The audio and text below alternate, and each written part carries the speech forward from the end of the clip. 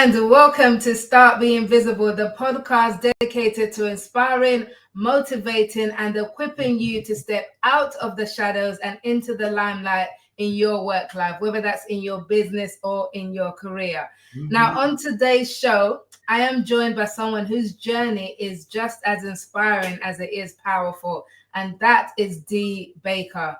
Now, Dee is a U.S. Air Force veteran, a former federal government leader, and now the founder of Beyond the Uniforms, a coaching and leadership development company that's dedicated to helping women veterans to reset, reframe, and reclaim their leadership identity as they transition into civilian, corporate, or entrepreneurial roles.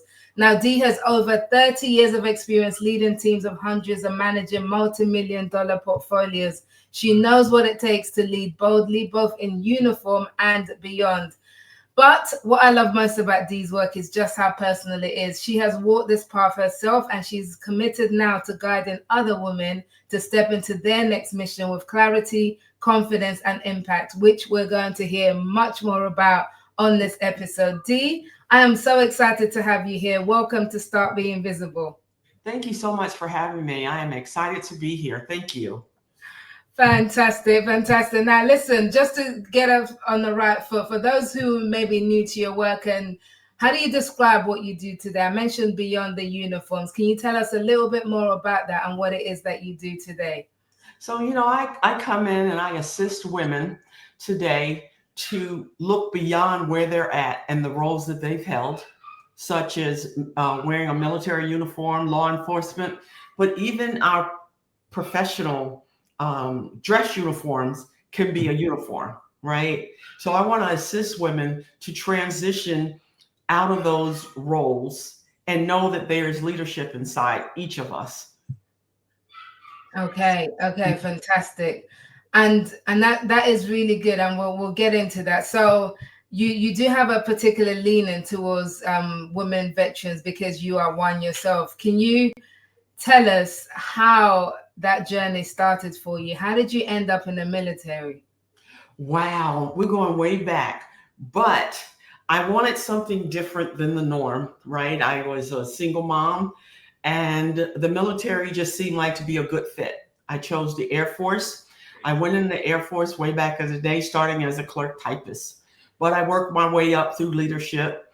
Although I did not retire from the Air Force, I went into federal service. And then federal service, I've kind of worked my way up as well.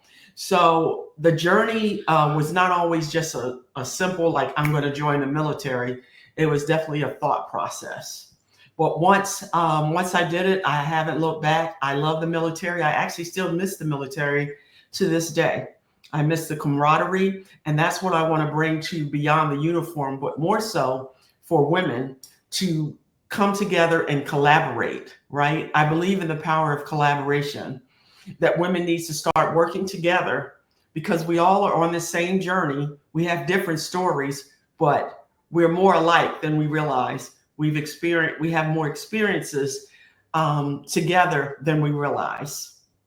So when I hear the military, my first thought is a soldier, on the ground fighting wars. Is that what you did? Because I don't think it was, well, certainly not. Not at all. That's just funny the way you thought about that. So when you think about the military, I can understand how you can get that concept. But the military has so many different careers. I mean, I started off as a clerk typist. I was a secretary back in the day. I don't even think that they even utilize that word anymore. I think they're executive assistants, right? Mm-hmm. So again, there's so many different roles that you can take on in the military. Clerk typist, I was a clerk typist. I started working in intelligence. I worked in operations. I even thought I wanted to be an ophthalmologist, and they actually sent me to school for that. And but the only problem, what's that, by the way? What's eye doctor? Oh, okay, eye doctor. Yeah.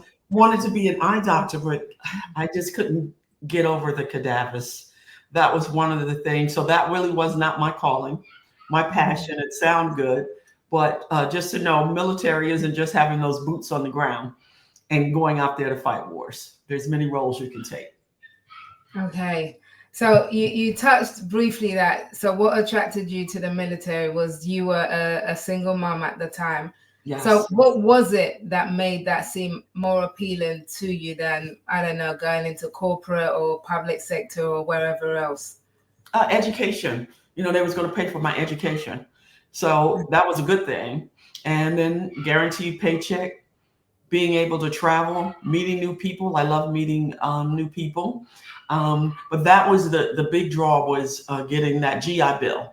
That was it for me at that time. But that has evolved over time because you're on you learn new journeys as you travel on this road of the Air Force. Excuse me for stumbling there. Um, so traveling was a good thing for me. I was able to take my sons with me, and it was just a good fit. Hmm. And how young were your kids when you got into this? Oh my. So we're looking at one was 3 years. I have twin boys. They were the youngest. They were about four. And then my oldest was about 8 or 9 at the Wow. time.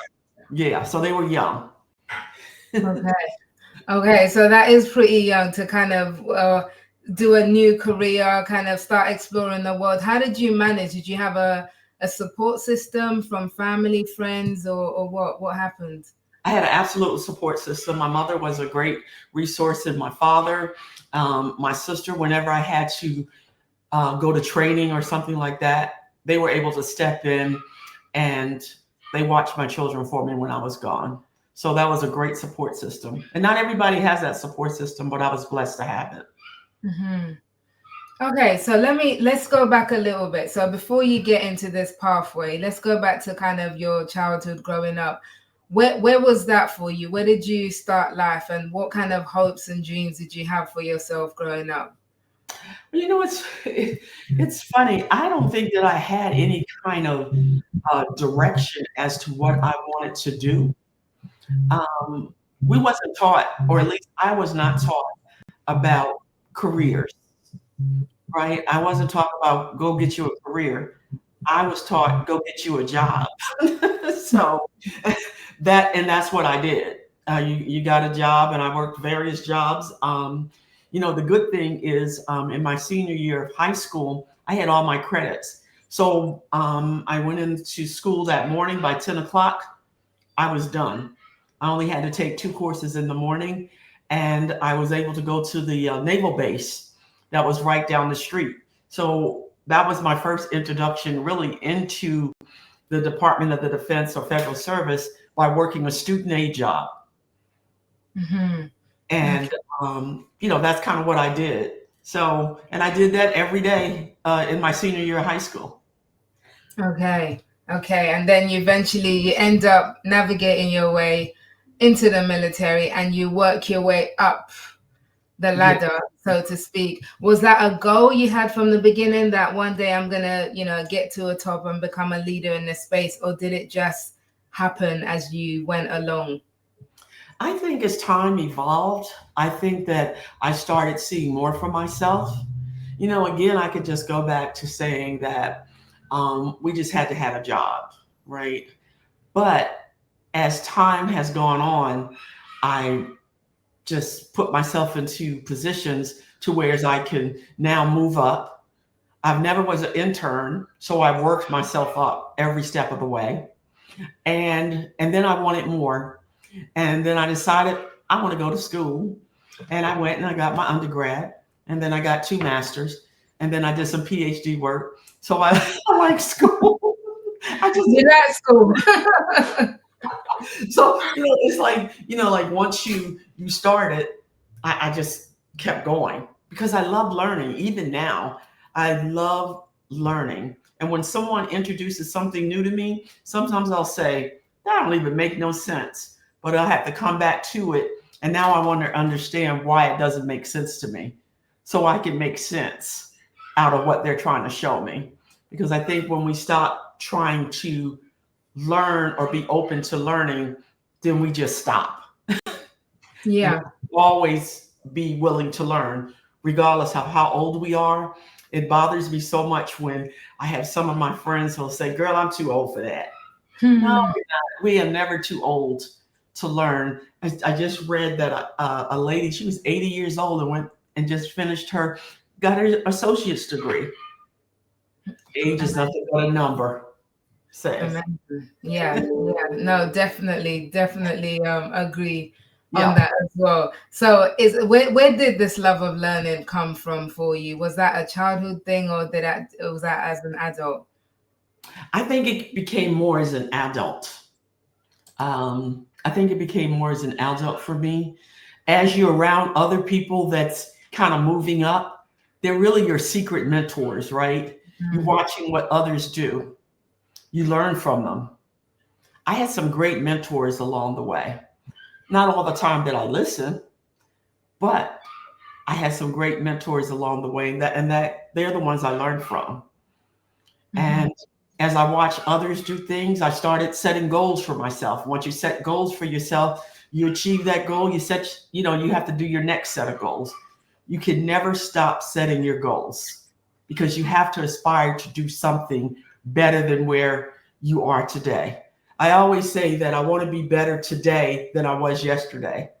And hopefully tomorrow I'll be better than I am today. Mm.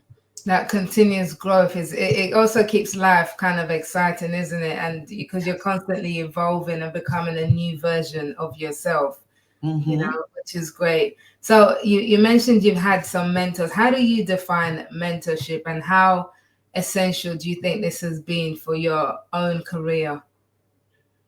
For me, mentors is someone who allows you to share your experiences, not directly telling you what to do, because this is what I do. I don't tell you what to do, but I can tell you some of my life experiences and tell you what I've done, right? Because we all have a choice in how we navigate this road called life.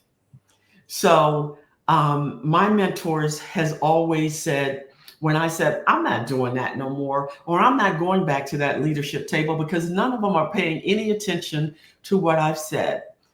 I had one mentor to say, Dee, you're going to go back and you're going to sit back at that leadership table and you're going to continue to contribute, even when you don't feel as though they're listening to you.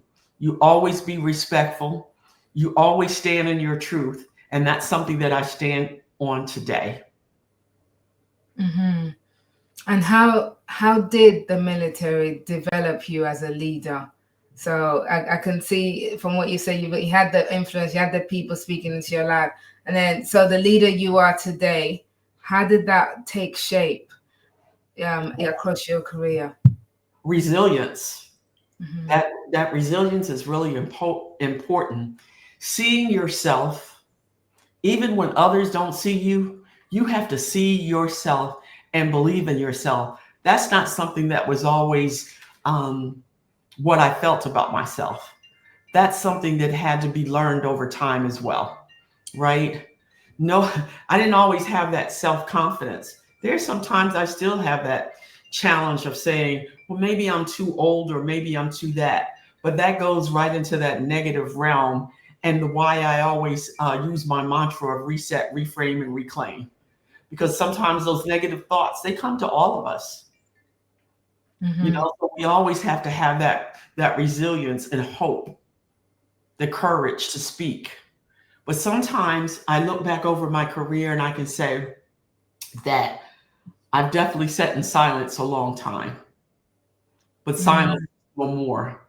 And this is why I want to give voice to the voiceless, voice to women who are still sitting in silence, still sitting at the corporate table, not speaking their truth, going along with others because they feel that that's the right thing to do. But I'm here to tell you that we all have a voice, and collectively, we can make a powerful difference. One person can make that step forward, but collectively, I truly believe that we all can be a voice of change if we're willing to do that. When did that realization hit home for you? This whole I can't afford to sit in silence anymore. I mean, were there any specific incidents for you that kind of made you realize just how important your voice was? Yeah, I will share something with you that's very close to heart for me, and it's actually only been within the last maybe the 5 or so years. So, as a child growing up, I felt as though my dad was not really my dad, if that makes sense. Mhm. Nobody told me anything. It was just something that I felt. And then I would always suppress it down and say, that's my father. But it wasn't until 5 years ago that I found out that my father, who I thought was my biological father, was not my real dad. And unfortunately, I could not ask my mom because my mom was sick, right?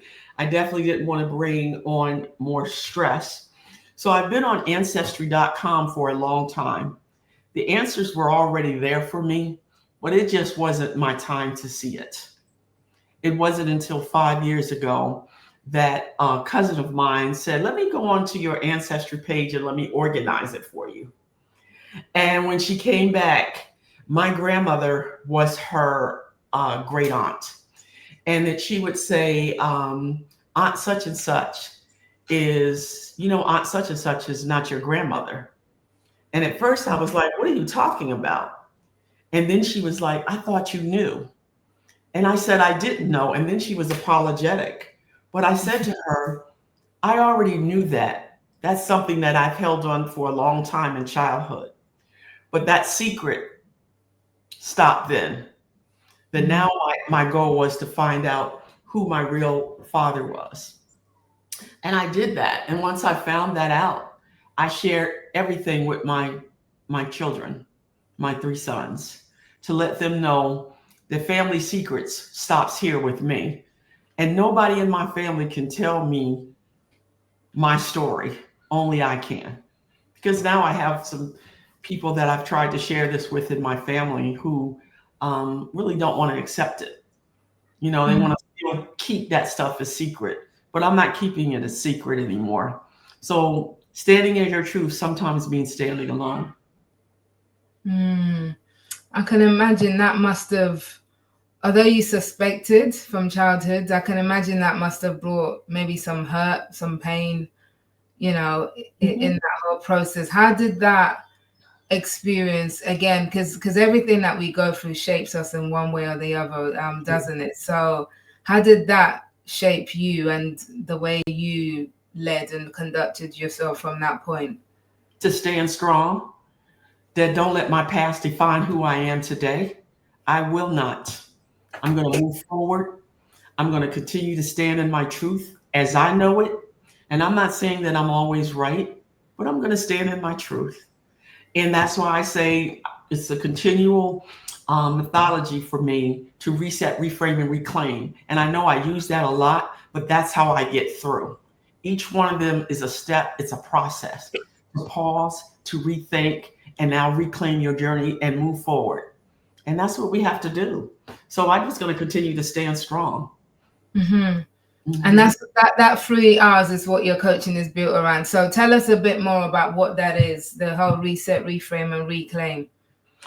Well, reset is to pause, to let go of our past, right? To pause. First, you got to recognize what those hurts are, right? Because as women, we sit in a lot of it. We hold on to it because we believe that keeping the silence is really a strength, but it's really not. It's really hurting us.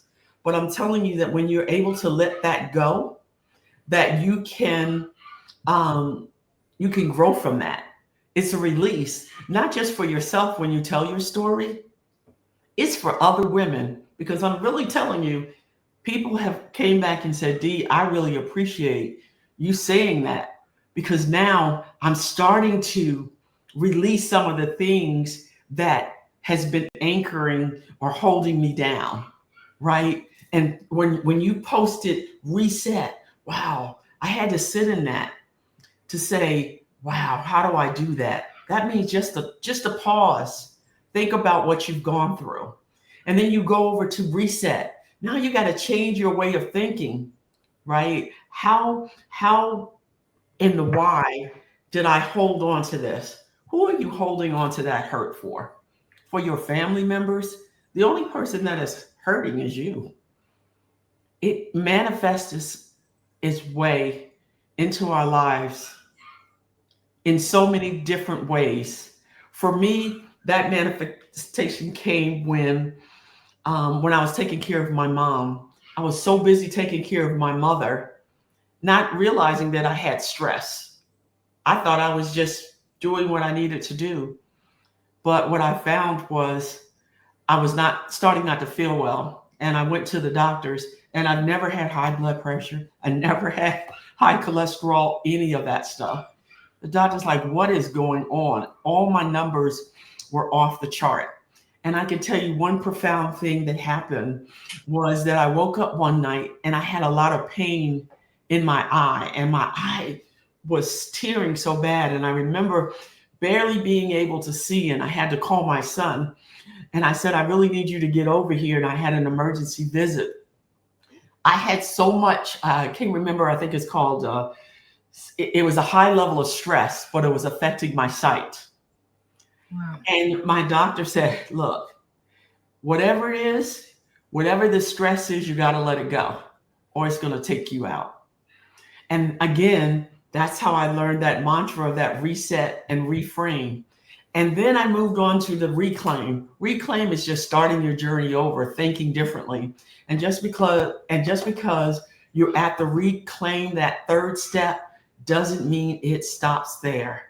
It means that you have to be vigilant with each of those steps. You have to, because we're human, and those negative thoughts, they will always come up. And that's what drags us back down to silence. Wow. And you know how they say the body keeps score, right? So I love that. Yeah. That's very true. Yeah, so that's really crazy. It is important to let it out. But how do you do that successfully? Is it a case of, is it an individual thing where you connect with yourself and kind of go through this process? Obviously, bringing on a coach like yourself is a great way to do it. But for someone who's listening to this and they want to take that first step towards reset, reframe, and reclaim, like, what's the best thing they could do right now that would help? First, to recognize what the issues are, wanting to release it. But everybody's journey is different, right?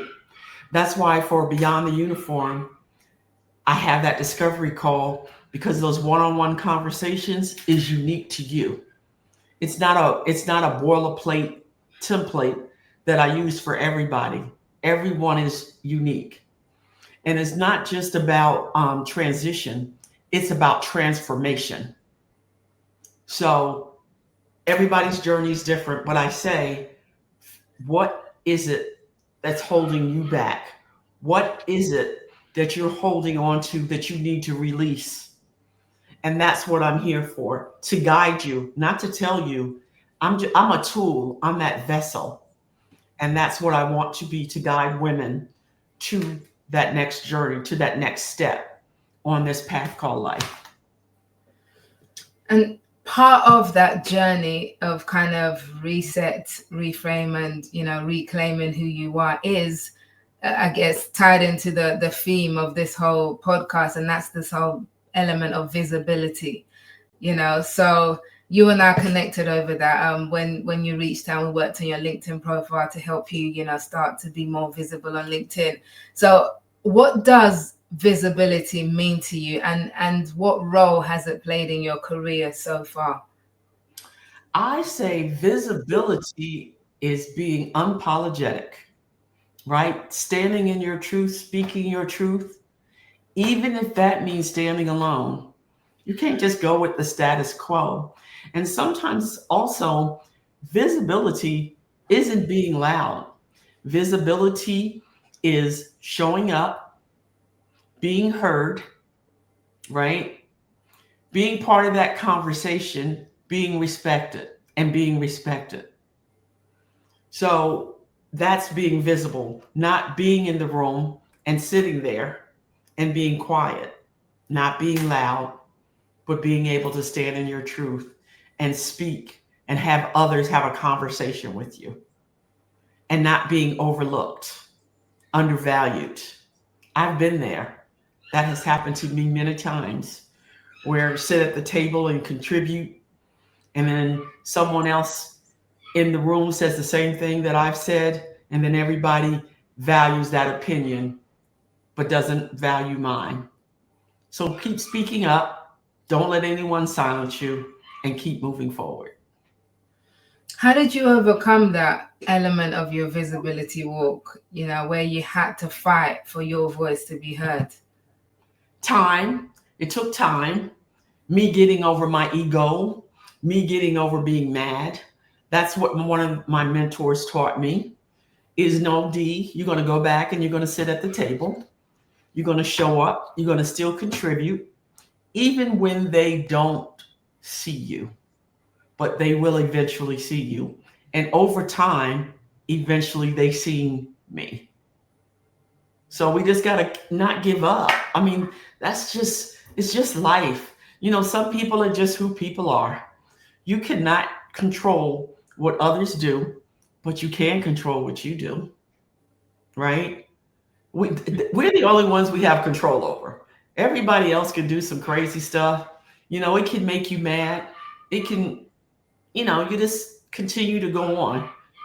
In the moment, you can tell them off, but really, what does that really mean? Like if you tell somebody off, that's good for the moment. But I really believe that we need to stop and start educating each other, because sometimes it's just a difference of not understanding one another. And I think it's really important in today's climate that we start to understand one another, to understand, be empathetic to somebody else, but also to help people understand where you're coming from. Because sometimes it's just a misunderstanding. So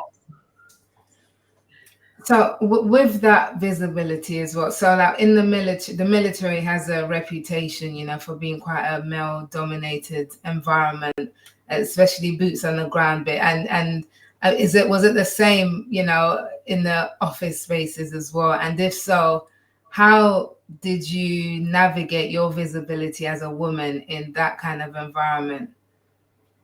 Oh, even in the federal space, I was in a very male-dominated office.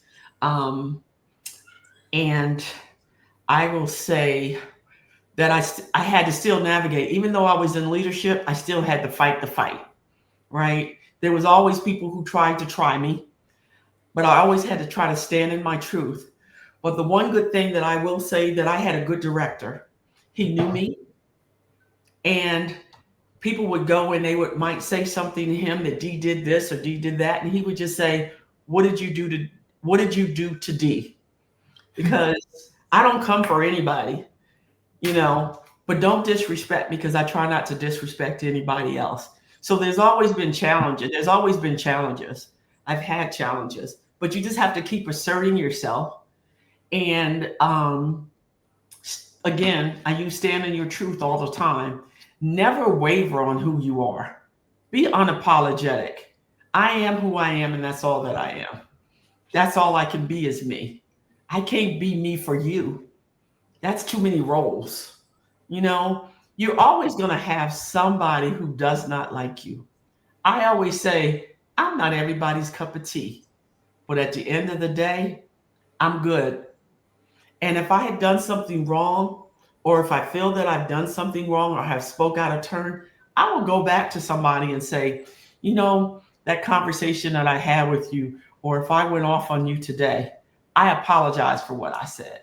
I can do that. Some people hold on to it. I say what I need to say. I apologize and I move on. And if you don't want to accept my apology, I have no control over that. But I've done my part. So I just go ahead and move on. Yeah, that's it. That it is important to only, as you say, only control what we can control in whatever space we find ourselves in. So for you then, so you worked in the military for a while, and then at some point you came to the decision that actually I want to get into coaching. I want to start my own business, and Beyond the Uniforms was born. Can you tell us about that phase of your journey and how you came to become an entrepreneur in that sense, starting your own business? So, I started this company in 2023, but I did not start off as champion leadership beyond the uniform. I started this journey as to what I did when I was in the federal space, because I knew that.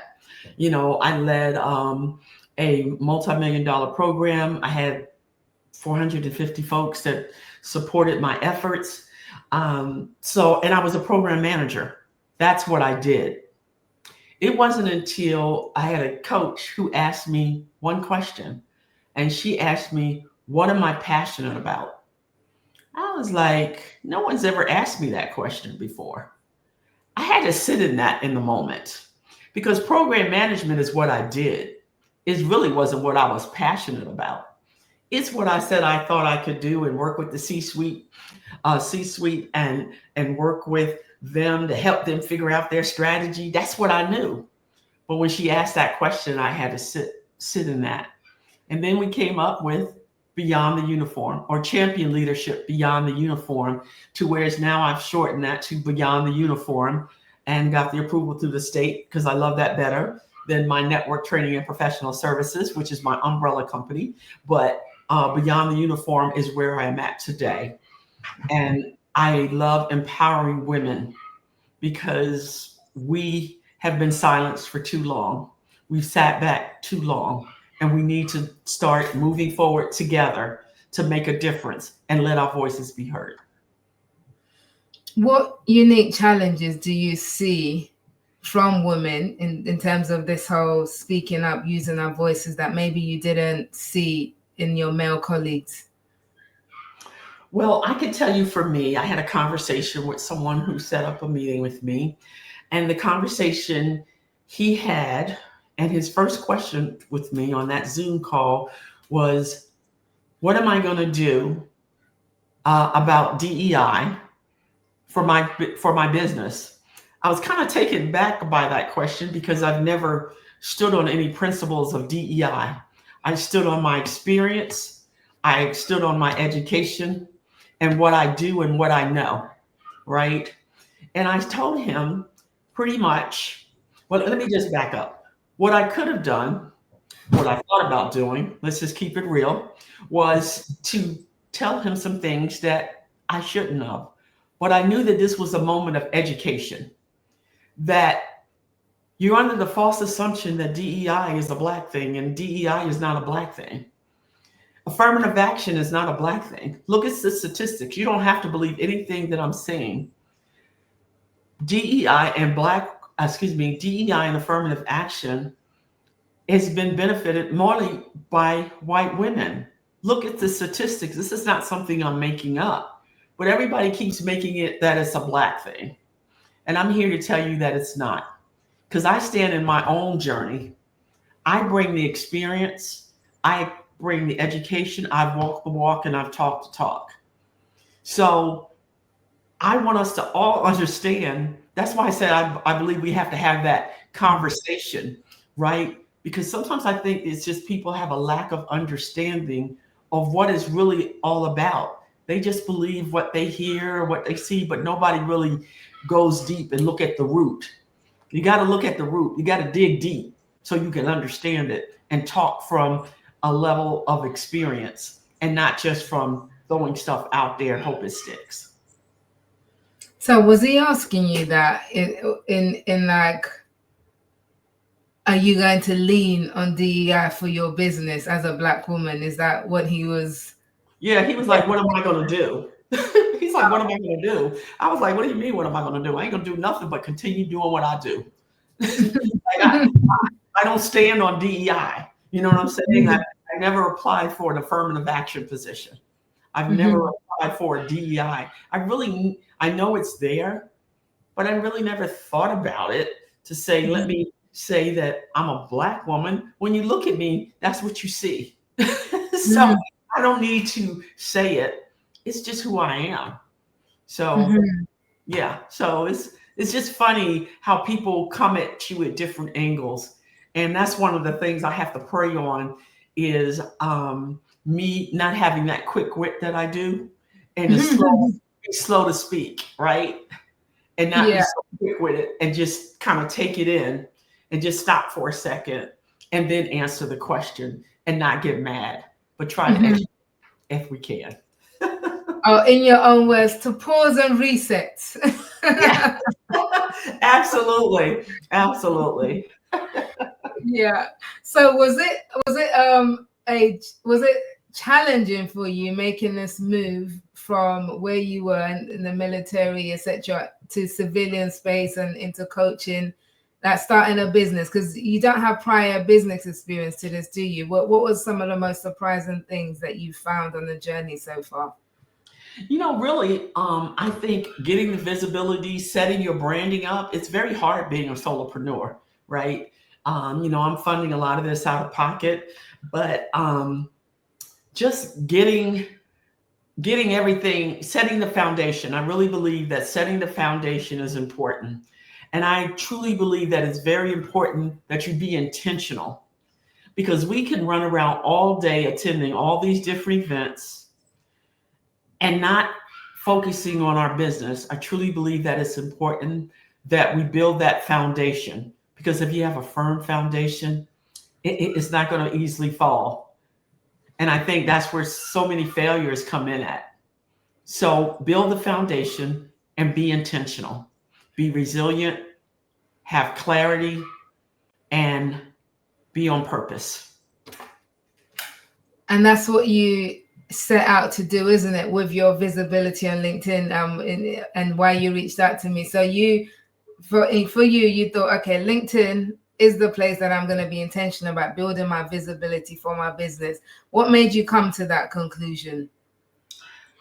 I needed to have the visibility, and what I did have, something was missing, and I couldn't really figure it out.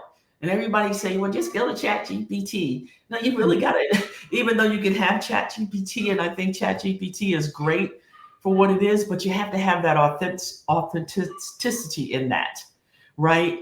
And I knew that I needed something different. I needed to be a little bit more visible. And thanks to you, you've helped me and said, you know what, Dee, you got to be professional, do your professional posts and let people know about you. Never thought of it that way. I just was putting stuff out there and hoping it would stick. But you learn. But that's what it's all about. Success is not instantaneous. We have people to say, I want to do this. I am very heart-centric about what I'm doing. This is what my passion is. It truly is. I ask God every day to help me guide my step, because that's important to me. That's just my faith. It might not be yours, but that's what I stand on. And I'm getting there. It's a process, but I also know that I have to have a balance too, because I have a life as well. And I want to be intentional, but I'm definitely heart-centric, and I really want to empower women. That's really what's important to me. What's the biggest difference you want to make in a woman's life? So, like the ladies that you work with, what is that thing that you do for them that just lights you up? To release what holds us back. That's what I want. I truly believe if we could just release, whether it's childhood trauma, adult traumas, the traumas we hold on to, the things we suffer in silence with, those are the things. If we can release those things, man, I'm trying to tell you, you'll be like, there's a new life, there's a new journey. You're like, wow. It's almost like I can remember going back and I had to have a surgery, but I was scared to have this surgery. And then finally, when I said, let me have that surgery, and once I had it, it was like, God, I don't know why I didn't do this sooner. Always the case, isn't it? Yes. So yeah, so that to be able to release what holds us back, I think that's powerful. Mm-hmm. And that is, as you mentioned, that's the kind of thing that I encourage the woman I work with to kind of do on LinkedIn. So release, share those stories, put yourself out there. But I definitely recognize that it's not always easy or comfortable to do this? No. How have you found that process? Wow. You said, how do I find out? Could you repeat that? Yeah, how has that process been for you, putting yourself out there to be visible? For me, for that person, it's a process for everyone. And again, it kind of goes on to the question that you asked before. It's what you're willing to release, right? What you're willing to start talking about. Because in the stories that you tell yourself and what you share with others, man, there's power in that story. There's definitely not just for you, but for every other woman or every other person that hears your story. Oh my goodness. Like, there's just so much. I've heard stories that I've held on to prior to me starting my business, and I would go, God, I thought I was the only one dealing with that. Mm-hmm. But when I heard it, it kind of released something in me to say, wow, if she can share that story, I can share that story too. And sometimes that story that she told was a whole lot worse than what I was dealing with. And you like, wow, how did you overcome? Like, oh, that's powerful. I love journeys. I love people telling their journey because I still learn from it. And when someone else shares their story with me, I might not personally have gone through it, but I'm still able to share that story with someone else who's going through it and say, one of my clients shared this with me, and now I share this with you. But be inspired, be motivated, that you're not in this alone, that each of us can hold each other up. We have to stop with trying to compete with one another. Compete with yourself. I compete with myself. I don't compete with you, because what's for me is for me. And nobody can take that from me. So I have a shirt that says, me versus me. I'm in competition with myself. That's it. And that's where we have to look at each other, not look at each other as competition, but as another sister, regardless of color, regardless of culture, that together we rise. Yeah. I have a similar philosophy about I'm always trying to be a better version of me. In fact, on my notice vision board type thing in front of me, I have a quote by the gymnast Olga Kubot. I'm looking up because it's literally up there, and it inspires me no end. And she talks about how this ability to conquer oneself is no doubt the most precious of all things that sports bestows. So it's, yeah, I when I first saw that song, I loved it so much. I cut it out, stuck it on my wall. But that whole thing of she did it through her sports. I try to do it through sports, but also through business and whatever else. But just that whole conquering of yourself, of what better version of me is still yet to emerge. So I think that's a really powerful question that we can ask ourselves and go in the pursuit of, because God's put so much more inside all of us, than we probably are aware of. I love that. I love that quote. Yes. So yes. Yeah, I love this. This is really great. I love it. I really believe that if we start collaboratively working together, one person can start a movement, but God, if we all start working together, what a powerful united force we can have. Oh, absolutely. No, I love that. I think just to round up, because I want to find out from you kind of, because in this whole process, and as we said, putting yourself out there and doing the work of showing up, it can get a lot. Some days might feel heavy. So what keeps you grounded and motivated to keep going on those harder days? Just knowing my why, and if I can help one person today, then I've done a good job. You're not going to be able to reach everyone, but just being able to help one person. And if that person helps one person, can you imagine the chain of events that can happen? Man, that touches my heart. When I know I've helped somebody, that brings tears to my eyes. Some people tell me that I give too much of myself away. I love helping people. I just do. When I can put a smile on my face, I had one of my clients, I kid you not, when I first started working with them, I really thought that this lady was she was really at her wit's end. And it just touched my heart so much. And about a month or so ago, she reached out to me and she said, Dee, the one thing I learned was that I have to let go of things I can't control. Now, I know I'm getting ready to lose my job because of things that's going on. But thank you for helping me realize, although I gave you pushback in the beginning, I started taking to heart what you said. I started taking to heart about looking at that reset, reframe, and reclaim and start rethinking how I thought about things. Then I just started taking little bits of that. And not every day was every day was the same moving on this journey. One day I was at reset, and the next day I'm at reframe, and the next day I'm back at reset. But that's the beauty of it. That means you're working through the process. That means you're making progress when you understand that you see where you started and you can see where you're at and you keep moving forward. That's what it's about.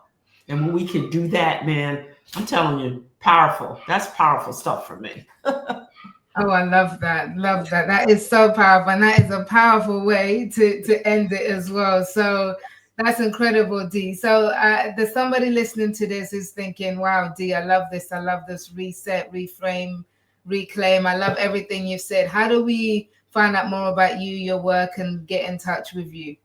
You could reach me, on LinkedIn, and I really wish I had a QR code, but you could reach me on LinkedIn under Dee Baker, but also my email is d@beyondtheuniforms.com. You can reach me there as well.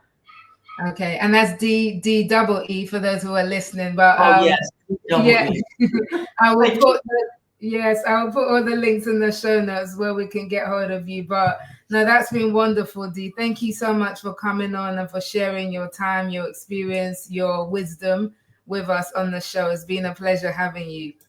Thank you so much, Mildred. I really appreciate you having me on. You have a blessed day.